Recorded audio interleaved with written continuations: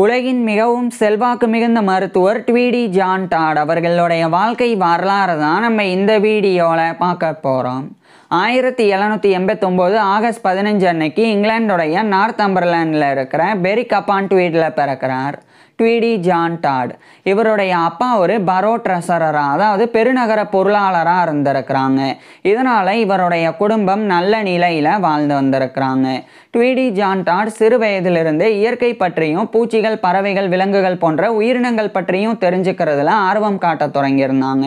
இந்த நிலையில் கரெக்டாக 1794 ஆண்டுடைய ஆரம்ப காலகட்டத்தில் ட்வீடி ஜான் டாடுக்கு 4 வயது இருக்கும்போது, அதாவது ட்வீடி ஜான் டாட் ஆகஸ்டில் பிறந்திருந்தனால 1794 ஆண்டுடைய ஆரம்ப காலகட்டத்தில் ட்வீடி ஜான் டாடுக்கு 4 வயது இருந்தது.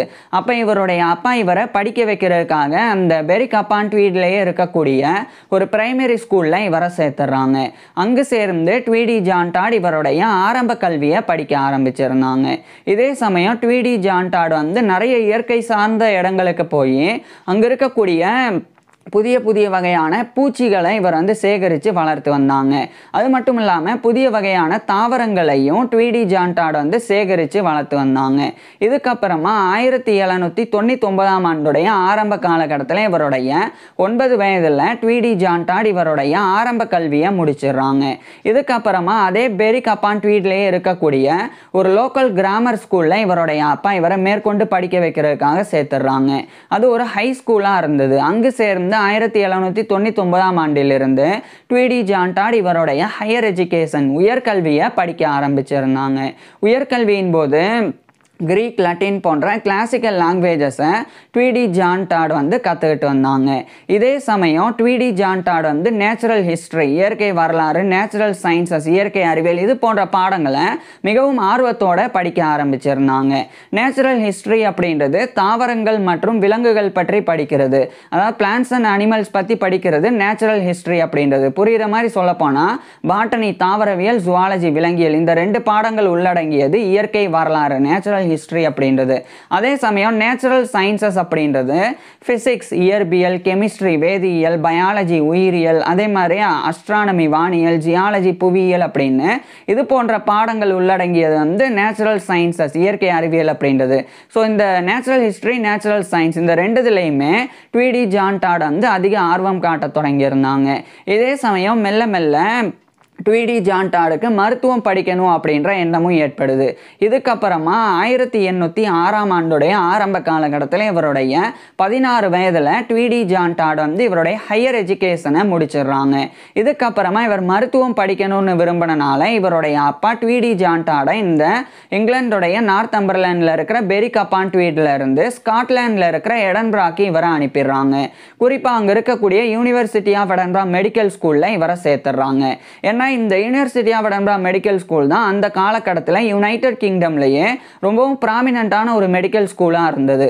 ஸோ அந்த யூனிவர்சிட்டி ஆஃப் எடன்பரா மெடிக்கல் ஸ்கூலில் 1806 ஆண்டிலிருந்து இவர் ட்வீடி ஜான் டாட் மருத்துவம் படிக்க ஆரம்பிச்சிருந்தாங்க.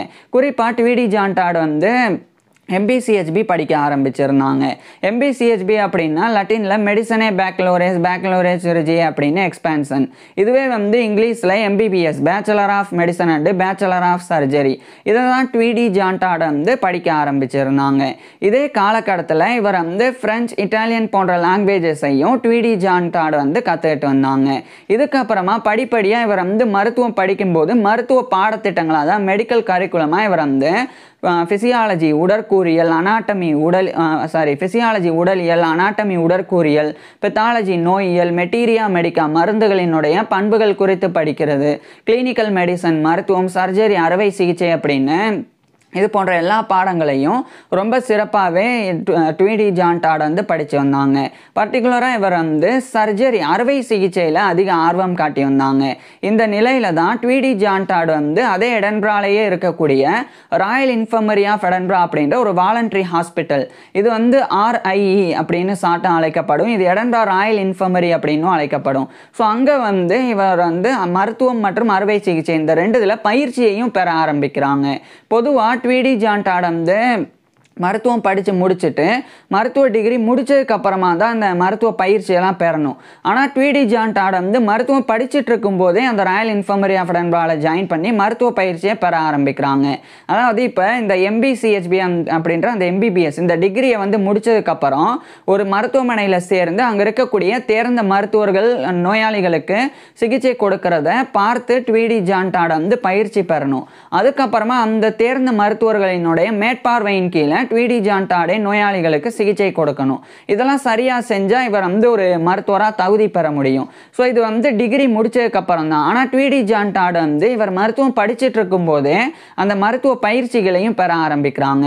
மேலும் இவர் வந்து சர்ஜிக்கல் ட்ரைனிங் அறுவை சிகிச்சை பயிற்சியையும் பெற ஆரம்பிக்கிறாங்க. ஸோ இவர் வந்து சர்ஜன் அறுவை சிகிச்சை நிபுணர் ஆகணும் அப்படின்னு விரும்பினாங்க. ஸோ ட்வீடி ஜான் டாட் வந்து ஒரு சர்ஜிக்கல் ட்ரைனிங் எடுக்கக்கூடிய ஹவுஸ் சர்ஜனாகவும் ராயல் இன்ஃபர்மரி ஆஃப் எடின்பராவில் சர்ஜிக்கல் ட்ரைனிங்கை பெற்று வந்தாங்க. இந்த நிலையில் தான் 1809ஆம் ஆண்டு இவர் இன்னும் வந்து அந்த படிப்பை முடிக்கிறதுக்கு ஓராண்டு இருந்தது MBCHB முடிக்கிறதுக்கு. இருந்தாலும் அதை வந்து பாதியில் வந்து அப்படியே நிப்பாட்டிட்டு ஒரு ராயல் நேவல் சர்ஜனாக இவர் வந்து ஜாயின் பண்ணுறாங்க. ராயல் நேவி சர்ஜனாக ஜாயின் பண்ணுறாங்க. ஸோ ஒர்க் பண்ண ஆரம்பிக்கிறாங்க. மிலிட்ரி கெரியரை இவர் வந்து ஸ்டார்ட் பண்ணுறாங்க. உடனடியாக ட்வீடி ஜான் டாட் வந்து இங்கிலாந்துடைய டெவனில் இருக்கிற பிளிமத் அங்கே வந்து அனுப்பப்படுறாங்க.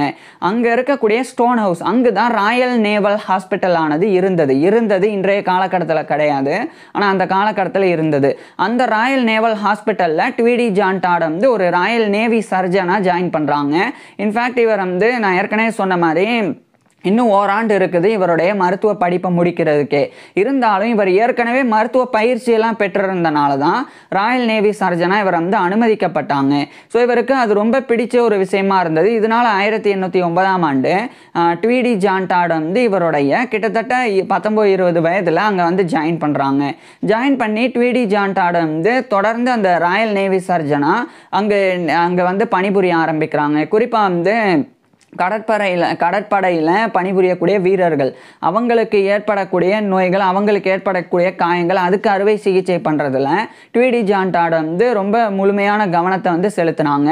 இதே காலகட்டத்தில் ட்வீடி ஜான் டாடுக்கு இயற்கை பற்றியும் விலங்குகள் பற்றியும் உயிரினங்கள் பற்றியும் தெரிஞ்சுக்கிறதுல ஆர்வம் இருந்தனால இவர் வந்து நிறைய இந்த ராயல் நேவல் ஹாஸ்பிட்டலில் ஒர்க் பண்ணும்போது பல இடங்களுக்கு வந்து கப்பல்கள் மூலமாக போக முடியும். ஸோ அதுவும் வந்து ட்வீடி ஜான் டாட் வந்து ராயல் நேவி சர்ஜனாக ஜாயின் பண்ணுறதுக்கு ஒரு முக்கிய காரணம். ஸோ இவர் வந்து பல்வேறு இடங்களுக்கு போனது மட்டும் இல்லாமல் பல்வேறு இடங்களில் இருக்கக்கூடிய அந்த நீர்வாழ் உயிரினங்கள் அது குறித்தெல்லாம் இவர் வந்து ரிசர்ச்லாம் பண்ணாங்க. இந்த நிலையில் தான் ட்வீடி ஜான் டாட் வந்து ஈஸ்ட் இண்டீஸுக்கு வந்து அனுப்பப்படுறாங்க. ஈஸ்ட் இண்டீஸ் அப்படின்றது இந்தியன் ஓசன் பகுதி சார்ந்த இடத்த வந்து குறிக்குது. இன்றைய காலகட்டத்தில் இந்தோனேசியா, மலேசியா, பிலிப்பைன்ஸ் போன்ற நாடுகளை உள்ளடக்கி இந்த ஈஸ்ட் இண்டீஸ் இருக்குது. இது வந்து சவுத் ஈஸ்ட் ஏசியாவில், தென்கிழக்கு ஆசியாவில் இருக்குது.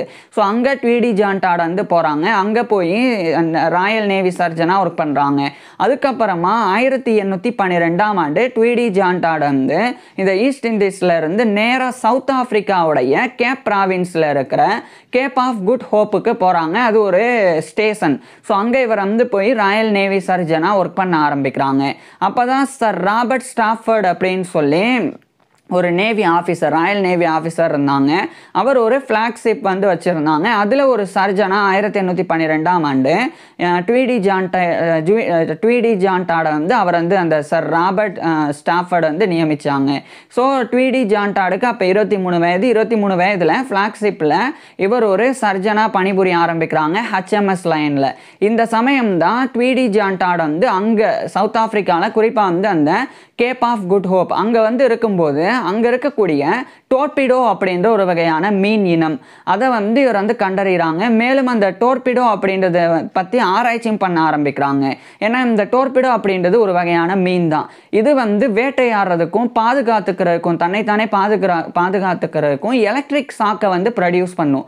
ஸோ மின்சாரத்தை வந்து உற்பத்தி செய்யும். அதன் மூலமாக அந்த டோர்பிடோ வந்து தன்னைத்தானே வந்து காப்பாற்றிக்கும். மின்சாரம் அப்படின்னு சொல்கிறத விட எலக்ட்ரிக் ஷாக், அந்த மின் அதிர்வை வந்து இந்த டோர்பிடோ அப்படின்ற மீனானது உற்பத்தி செய்யும். ஸோ ஒருவேளை வேற ஒரு பெரிய வகையான உயிரினம் வந்து இந்த டோர்பிடோவை சாப்பிட வருது அப்படின்னா அப்போ அதை வந்து இந்த எலக்ட்ரிக் ஷாக்கை வந்து வெளிப்படுத்துறதன் மூலமாக அதை வந்து விரட்டி அடிக்கும். இதை தன்னைத்தானே காப்பாற்றிக்கும்.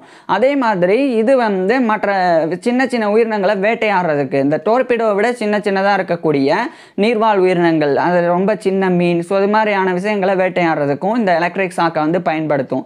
இதனாலேயே இந்த டோர்பிடோ அப்படின்ற மீன் வகையானது எலக்ட்ரிக் ரே அப்படின்னும் அழைக்கப்படும். ஸோ இதில் வந்து ட்வீடி ஜான் டாட் வந்து 1812ஆம் ஆண்டிலிருந்து ஆராய்ச்சி பண்ண ஆரம்பிக்கிறாங்க.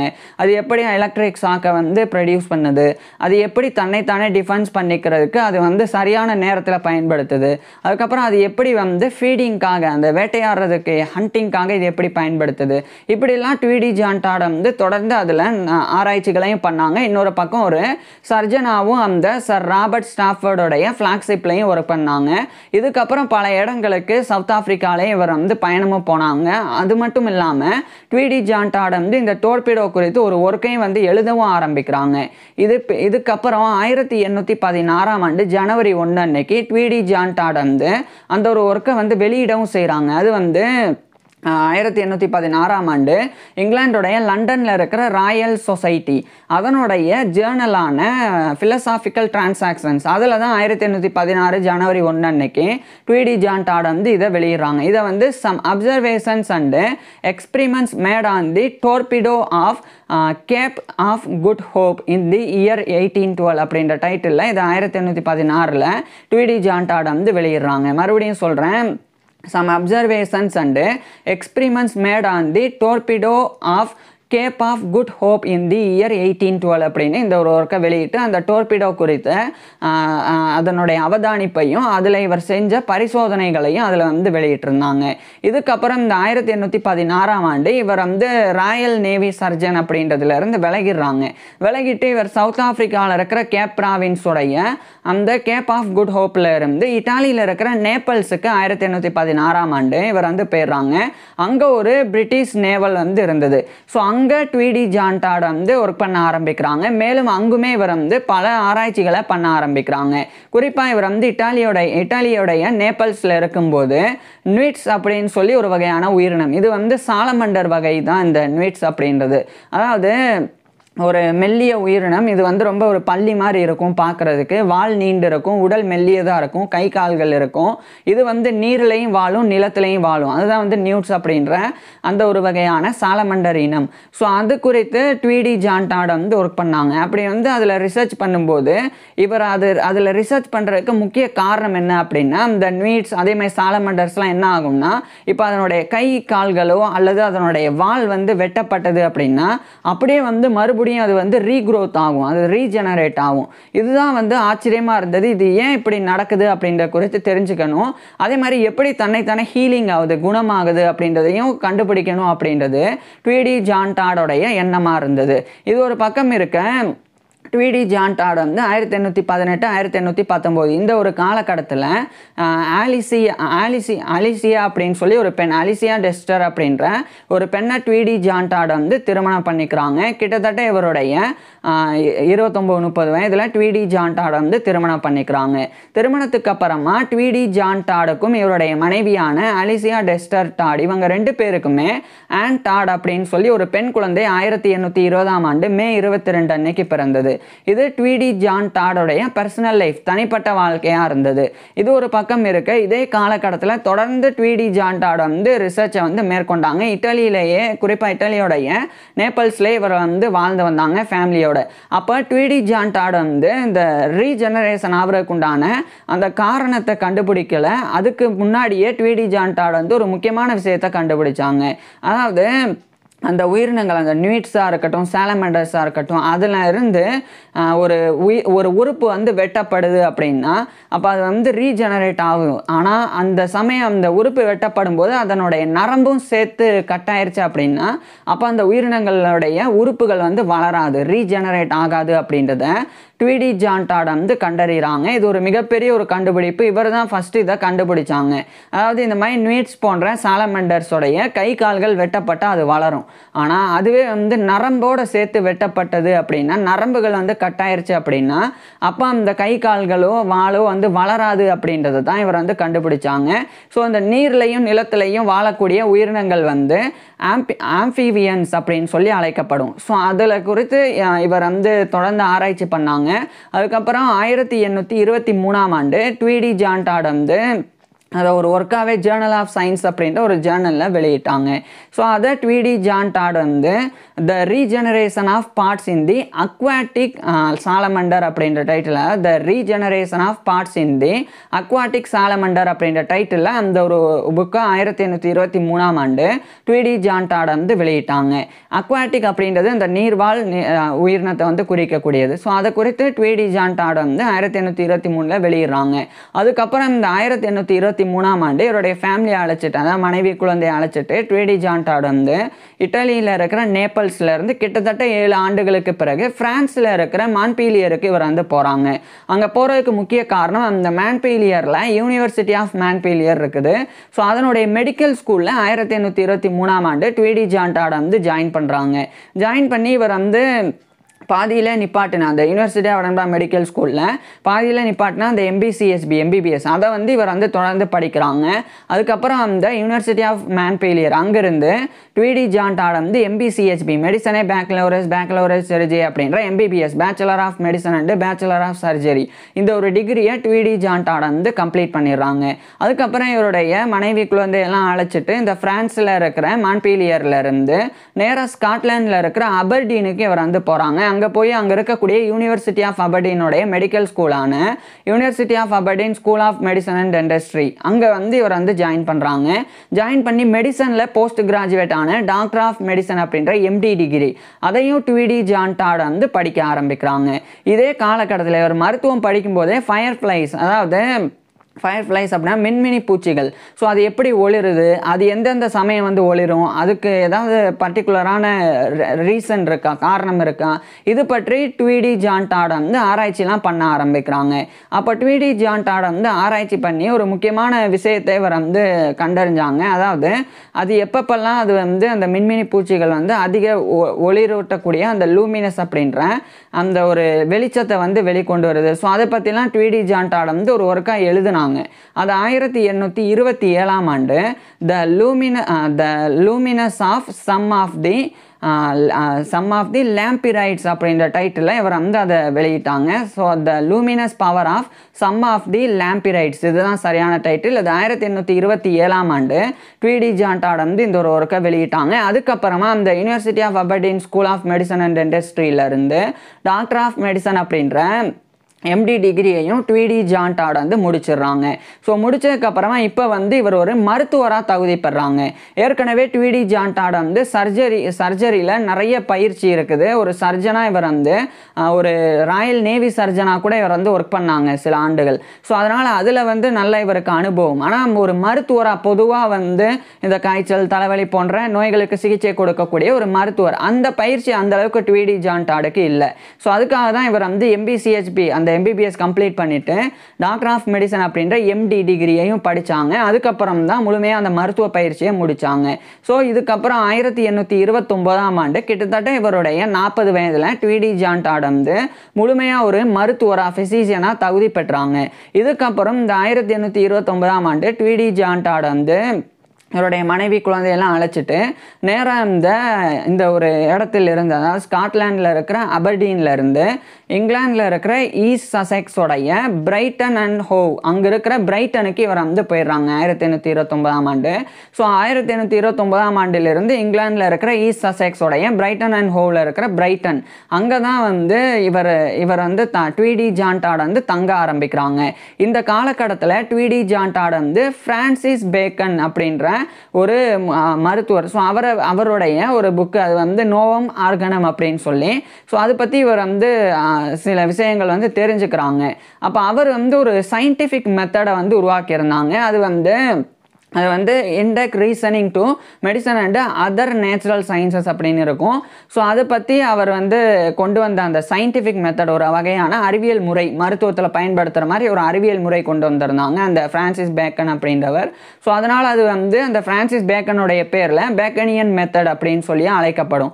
ஸோ அந்த மெத்தடை வந்து மருத்துவர்களுக்கும் மற்ற விஞ்ஞானிகளுக்கும், மருத்துவத்திலையாக இருக்கட்டும், அதேமாதிரி இயற்கை அறிவியலில் இருக்கட்டும், அதிலெல்லாம் பயன்படுத்த சொல்லி ட்வீடி ஜான் டாட் வந்து வலியுறுத்தினாங்க. அதுக்காக ஒரு புக்கை எழுதினாங்க. அதை 1831ஆம் ஆண்டு த புக் ஆஃப் அனாலிசிஸ் அப்படின்ற டைட்டிலில் வெளியிட்டாங்க.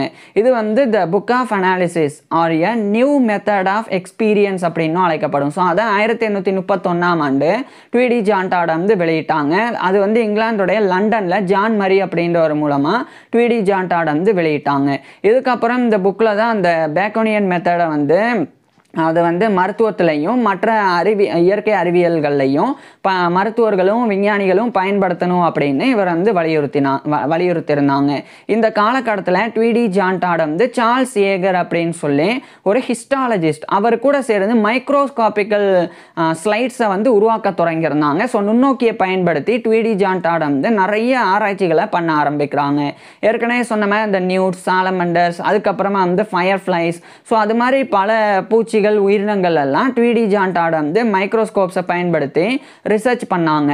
அதுக்கு உதவியாக வந்து அந்த சார்ல்ஸ் ஏகர் அப்படின்றவர் அவர் வந்து நிறைய அதை வந்து அந்த மைக்ரோஸ்கோப் ஸ்லைட்ஸாக வந்து உருவாக்கினாங்க. அதுக்கு கனடா பால்சம் அப்படின்றத மவுண்டெயின்ட்டாக பயன்படுத்தி அந்த ஸ்டடிக்கு வந்து ஒர்க் பண்ணாங்க. ஸோ அதில் வந்து ட்வீடி ஜான் டாட் வந்து எக்கச்சக்கமான கலெக்ஷன்ஸை மேற்கொண்டாங்க. குறிப்பாக சார்ல்ஸ் ஏகரும் ட்வீடி ஜான் டாடும் மைக்ரோஸ்கோப் ஸ்லைட்ஸ் அதை வந்து ஆராய்ச்சி பண்ணுறதுக்காக உருவாக்கப்பட்டது. அது வந்து 3000க்கும் மேற்பட்டதை உருவாக்கினாங்க. ஸோ அந்த அளவுக்கு ட்வீடி ஜான் டாட் வந்து மைக்ரோஸ்கோபிக்கல் ஸ்டடீஸில் ஈடுபட்டாங்க. நுண்ணோக்கியை பயன்படுத்தி ஒரு சின்ன சின்ன உயிரினங்கள் பற்றி, கண்ணுக்கு தெரியாத உயிரினங்கள், நுண்ணோக்கியில் புலப்படக்கூடிய உயிரினங்கள், ஸோ அதை பற்றியெல்லாம் ட்வீடி ஜான் டாட் வந்து ரிசர்ச் பண்ணாங்க. அதுக்கப்புறம் இந்த காலகட்டத்தில் பெருசாக ட்வீடி ஜான் டாடோடைய அந்த கண்டுபிடிப்புகள், இவர் கண்டுபிடிச்சா அந்த நரம்புகள் கட்டாயிருச்சுன்னா உறுப்புகள் வளராது, அதுக்கப்புறமா வந்து இந்த டோர்பிடோ அதனுடைய எலக்ட்ரிக் ஷாக் குறித்த இவர் பண்ண ஒரு அதெல்லாம் வந்து பெரிய அளவில் பேசப்படலை, அது வெல் நோனாகவும் கிடையாது.